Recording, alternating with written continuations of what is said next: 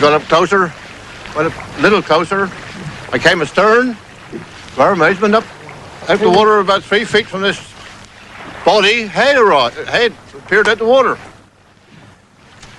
And it was a thing I've never seen before after about 40 years at sea. And it gradually sank in the water and disappeared. But after talking about it, the only thing we could explain it was very much like a prehistoric animal. The whole thing, I suppose, would have weighed, several tons. And equal in size, I should think, the boat we were in. You know, the boat was 32 feet long. Although whales and many sea creatures occasionally come ashore, there seem to be few records of a stranded sea monster. One of the most celebrated, however, occurred in 1808 beneath the cliffs of the island of Stronsa in Orkney. Precise drawings were made of the Stronsa beast at the time, and its dimensions were carefully measured. More than 50 witnesses swore to what they had seen. Today, among the other exotic exhibits at the Royal Scottish Museum in Edinburgh, is a piece of the backbone of the Stronsa beast. It's now in the care of Dr. Jeff Swinney.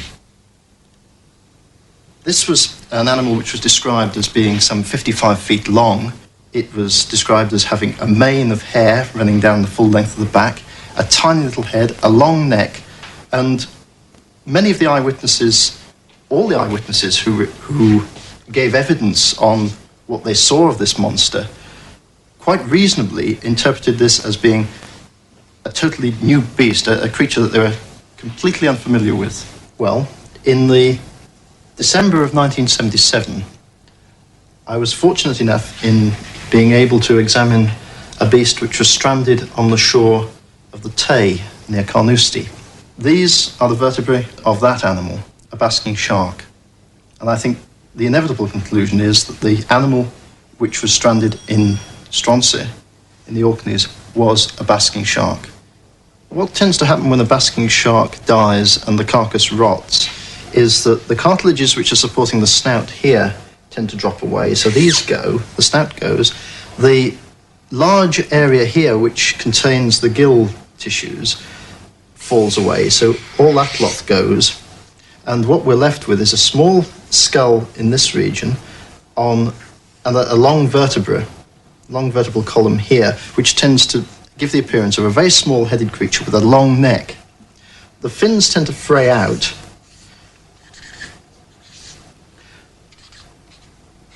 And in the case of a male, another set of what might appear to be limbs would be in this region here, and the lower lobe of the tail tends to fall away. So what we're left with is this small-headed, long-necked creature with this long, tapering body. But a rotting basking shark certainly doesn't explain the beast with great teeth, and basking sharks are tiny, which came ashore, also in Scotland, at Gourock on the River Clyde in 1942. Being wartime, the Royal Navy wouldn't permit photographs.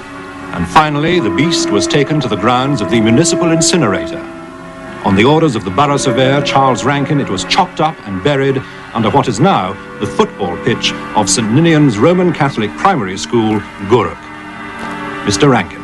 I can't see that this carcass was a rotting basking shark. In the first place, this animal showed no signs of rotting. It was absolutely complete, unmarred.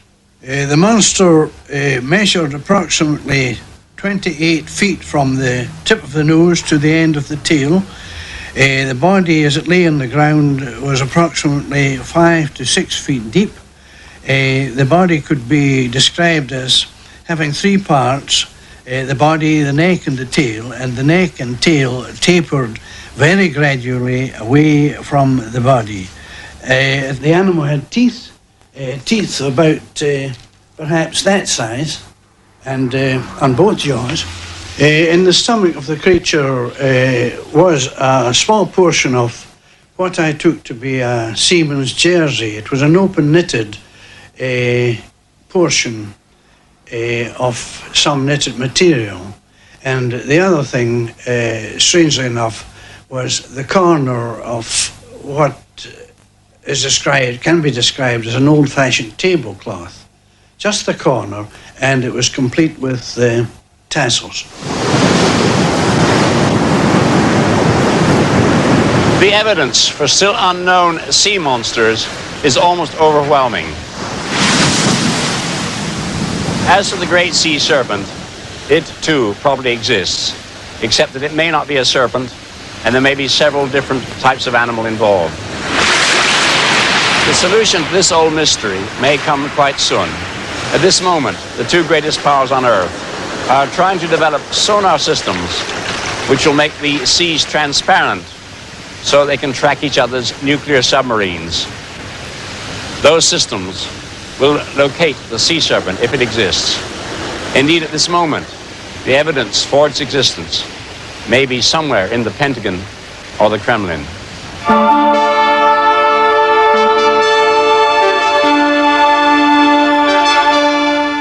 Next Monday, Arthur C. Clarke investigates the largest natural explosion ever recorded. Next tonight, invention.